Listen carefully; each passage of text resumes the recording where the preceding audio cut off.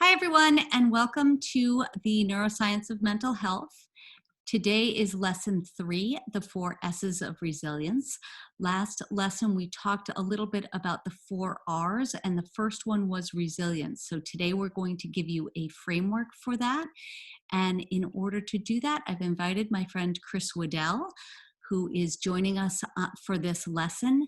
Chris is the founder of One Revolution Foundation. He and I knew each other in college where Chris had an accident, a ski accident, and he was paralyzed. And he went on to become the most decorated male Paralympic skier in the world. And when he retired from sport, he gave me a call and said, "Hey, I'm thinking about doing an education program. Would you help?" And so we created the name tags program. And so we're going to introduce the 4 S's of resilience, and he's going to tell some stories about some of the stuff that he's done, which is pretty incredible. So I'm so happy. Chris, you want to say a quick hello? Hi, Donna. Thank you for letting me join you. This is going to be awesome. We're excited. Whoops, I'm going to go back. Okay, so last week we talked about the 4 S's are the way that we respond to any challenge. Our resilience is our response to any challenge, and the 4 S's, the way we think about those, guide the way we respond to those challenges. So we're going to start out talking about self. And as I said, Name Tags is a resilience education program. And the theme is, it's not what happens to you, it's what you do with what happens to you. Self is the way we think about ourselves. What are our strengths, our weaknesses, our values? So if you think about a name tag, we all wear name tags that have our names on them, but we all wear a lot of other name tags as well. And those are the things that we think about ourself, or that others think about ourself. And that will affect the way we respond to those challenges. So Chris is going to tell some stories that he tells in the name tags program. Perfect. So self to me it's about being a victim or being a survivor. As Donna mentioned, I had a skiing accident back when we were in college, which now is 31 years ago. Sorry to date you, Donna. I apologize. But that's the way it goes. And I went into the hospital, and I did not want to be in the hospital. The hospital was for sick people, but I had to be there because I hurt myself really badly. I went from 175 pounds down to 125 pounds.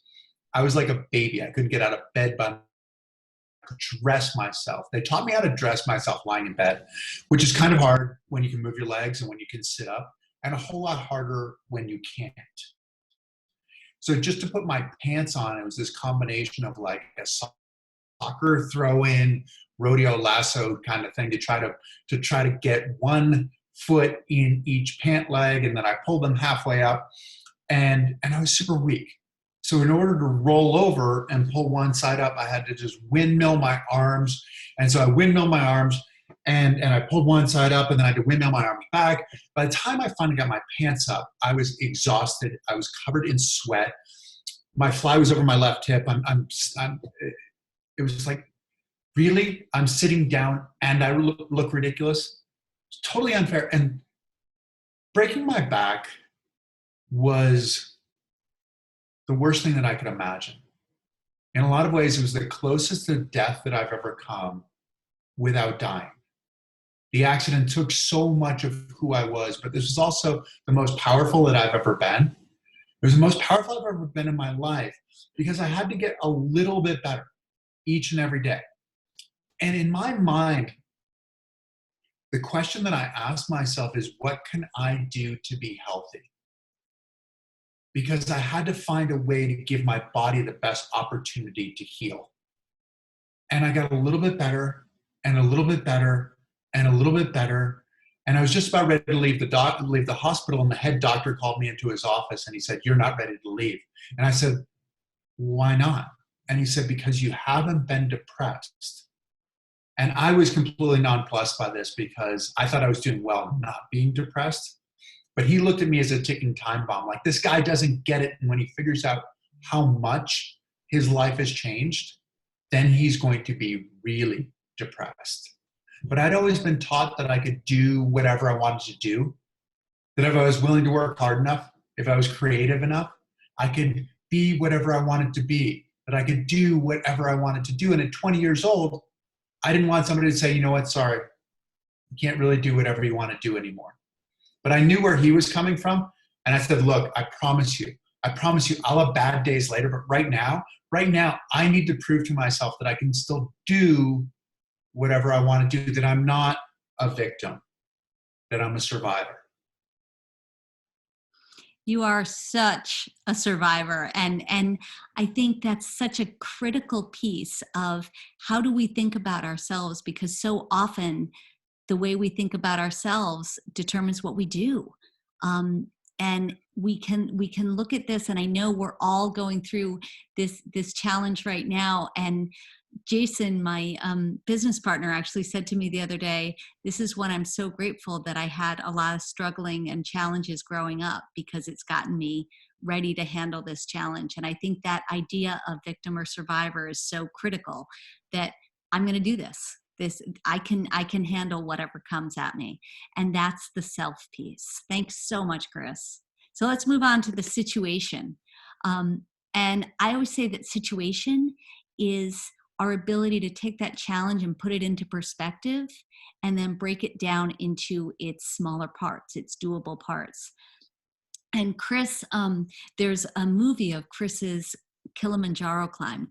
Chris summited Kilimanjaro, and it's tough. It was a really tough trip for a lot of reasons, and we'll get into that a little bit in a few minutes as well. But at the end, they estimated how many revolutions of his hand cycle it took to get to the top. And Chris, how many was that? They estimated, and math is involved in this, Donna, so I'm not sure that it's exactly, there's probably a plus or minus on this, but they estimated it took 528,000 revolutions. That's a lot of revolutions. But Incomprehensible number, really. it is. It's amazing to think about. But every single one of those revolutions was a choice. It was one step at a time. And when we're able to take that mountain and break it down into those doable parts, it makes it that we can be more resilient. We're able to take that one revolution at a time. And I love that kind of metaphor of one revolution at a time. Everything's a choice. So day by day, how are we going to do this? So, and Chris in his name tags program has a story that he talks about for situation, and how he got to where he is. 362 days after the accident, I started to ski in a monoski. It did not look like this that first day. I'm actually being entirely misleading saying that I skied that first day, because really all I did was fall. My ski coach, my first ski arrived at the ski room. My monoski arrived. He put it together. He called me up and said, hey, it's here. Of course, yes, I definitely want to do this. Got into it, got all strapped up, and he said, well, what do you want to do? And I said, I don't know, like we go to the top, right? I had learned to ski at such a young age that I couldn't remember not knowing how to make a turn. I had always known how to make a turn. I don't think he wanted to be the one to say no to me. So we went to the top, got off the lift. Predictably, I fell over. He picked me up. And I said, okay, I understand. I understand that this is different. That falling is part of learning. But at the same time, I have done this for a long time. I had ski raced for 15 years. I knew how to do it. And so I thought, okay, I need to have a strategy to do this. I'm going to go into my turn with a strategy. I recognize that it's different, but I also know that you put a ski on edge, you put pressure on it, you make the ski turn. It's got to be relatively similar. And I went into my first turn with this strategy, and I felt like the magician's assistant, the one who had been cut in half, because my brain is saying, this is what you need to do. And my lower body is saying, I have absolutely no idea what you're talking about. Predictably, again, I fell over. This is what I did all day long. He picked me up. He eventually took his skis off, my coach, took his skis off and slid behind me on his boots holding on to my seat so that he could direct me, so that he could control me, really so that he didn't have to pick me up anymore, and probably so that we're not still there. I didn't make one turn that first day. It's kind of like learning to ride a bike. Eventually, I found the balance. And even when I found the balance, it was completely overwhelming because anything had the ability to knock me over. I was staring 10 inches in front of my ski tips. And if you look at your shoes, as you walk around, you're going to walk into walls, right? And this is effectively what happened. I'm traversing across the hill, everything's fine, but then there are the woods and I have to go back in the opposite direction, and I'm not very good at going back in the opposite direction. It was so overwhelming. The analogy for me is like, imagine that you are translating into a foreign language while holding your breath underwater. This is what it felt like. Because I was thinking myself down every inch of the mountain. But eventually I went from looking 10 inches in front of my ski tip to 10 feet to 100 feet to 100 yards down the hill. And when I looked 100 yards down the hill, suddenly I was in charge. The mountain wasn't pushing me all over. And I think back to my days in school, to those times where I think, why are you teaching me this? Like I am never, ever going to learn it, to need it. But the thing is, we learn in small blocks. Like we learn this one block that allows us to then learn a bigger block, and then we can answer bigger and bigger questions. I am not a chess master, but I've read that chess masters are people who move in blocks of moves. Where we are moving in individual moves, they are 10 moves ahead of us. And that, to me, is what happened when I was looking 100 yards down the hill. Suddenly it had gone from being overwhelming to being a challenge. And when it's a challenge, then it's like a game. Then I have a chance to win. It's awesome because it's those little steps. And I related to that because Chris, I was on the board of One Revolution, and Chris made us do a day of mono skiing. And I can guarantee you I never got to beyond 10 inches in front of the ski. It was very challenging. And, to keep going and to say, okay, that really was hard, but we're going to keep going and move to the next step and the next step and the next step. And I like that 10 inches, then little bit more. It's one revolution at a time there. And that's really, really important. The third S is supports, is the idea of nobody climbs a mountain alone. We need to have supports, people and things that we can go to, resources that we can go to help us to meet those challenges. Do you have one person? Do you know who you can go to? If that doesn't work, do you have somebody else?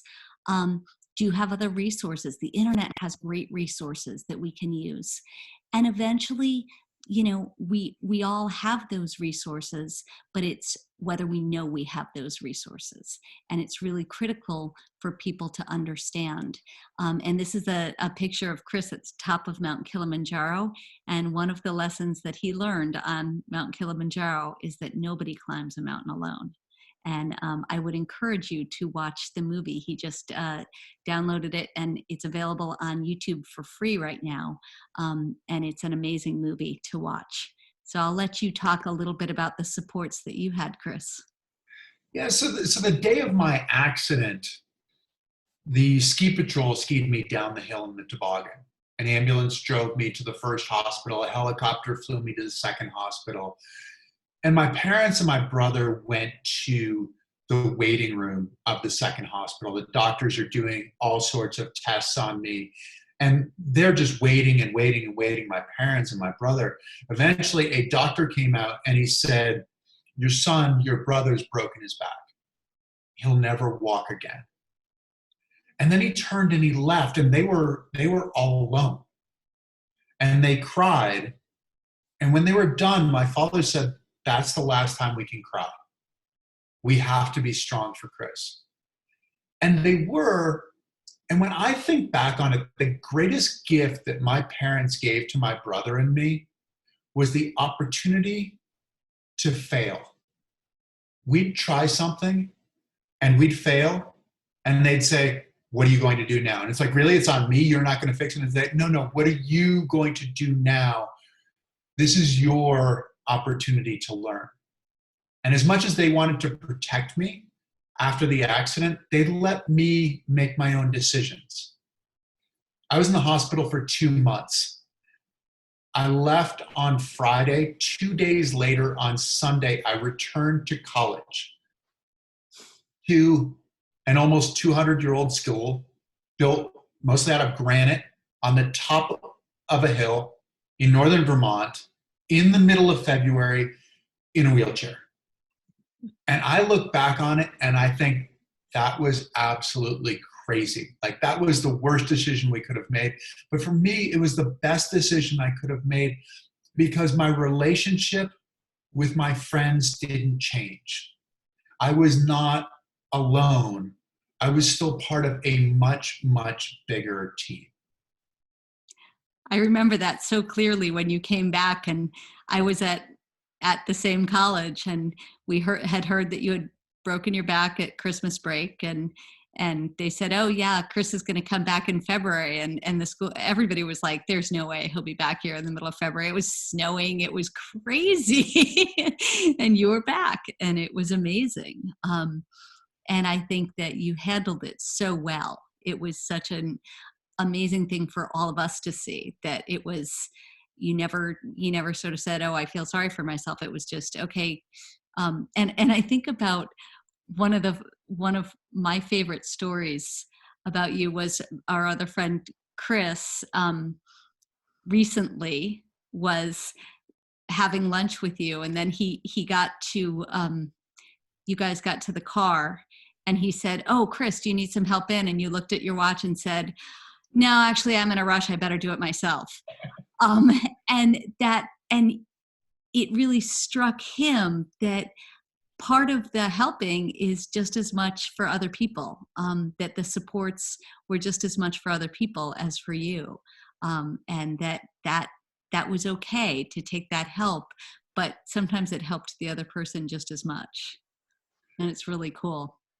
So it's It, important to surround ourselves with supports and to know that we can offer and get help. Finally, we want to talk about strategies. Strategies are the things you do to handle that challenge. And this really goes to the theme of name tags. It's not what happens to you, it's what you do with what happens to you.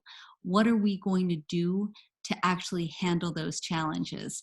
And I loved, as I was looking at pictures of you to put on the slides, I saw thank struggle, and I thought that was such a key one. So I think that it's important for people to realize how important that struggle is. So you can tell us, this is one of my favorite Chris stories. exactly. Well, as Donna mentioned, I climbed Mount Kilimanjaro, and I decided to climb Mount Kilimanjaro when I was in Tibet. I went to Tibet with some friends who were doing some philanthropic work over there, and Chinese television, jet lag, conspired against me. I was in my hotel room and I could not sleep at all. And I'd been thinking about this idea of climbing Kilimanjaro, and it's one of those money mouth kind of situations. And I thought, okay, I am going to do it. I am going to climb Mount Kilimanjaro, because I was actually pitching a television show, and I was trying to find somebody who would pay for that and say, I'll climb Kilimanjaro to promote myself and promote the show. And I decided to climb Kilimanjaro. And on the way home from Tibet, it took 16 hours driving over bumpy dirt roads just to get into China. And then I flew halfway across the world. And when I landed, I wanted to see what I'd missed. So I drove from the airport to my mailbox. And my mailbox is not in front of my house. It's one of those collective mailboxes at the end of the street. I drove my car up to the mailbox. I parked my car. I started pulling my wheelchair out. I was putting the wheels on, and this little girl rode up. She's like 6 years old, on her little pink bike with pink streamers coming off the handlebars. And she said, what happened to your legs? Now, I just flown halfway across the world. I did not really feel like having a conversation with a 6-year-old. But from the time we're little, we're taught not to stare at someone who looks different. It's impolite to stare. But if we never get a chance to ask questions, we don't get a chance to know somebody who seemingly is different from us, but probably shares a whole lot more in common, and definitely shares something that they can teach us. So I felt like I had to answer the little girl's question as best I could. And I told her I was a ski racer in college. It was my first day of Christmas vacation. I went home. My brother and I went to the mountain where we'd grown up skiing, met up with a few buddies, and we were going to take 2 runs before we trained that day. And it was warm and it was sunny and the snow was soft and we were having a good time. And we decided to take one more run. And we went up, and in the middle of a turn, my ski popped off. And I fell in the middle of the trail, didn't hit anything but the ground, and I broke 2 vertebrae, damaged the spinal cord. So my life changed potentially really significantly in that moment. And I tried to describe to her what happened in ways that I thought she might be able to understand. I said, you know those little bumps on your back?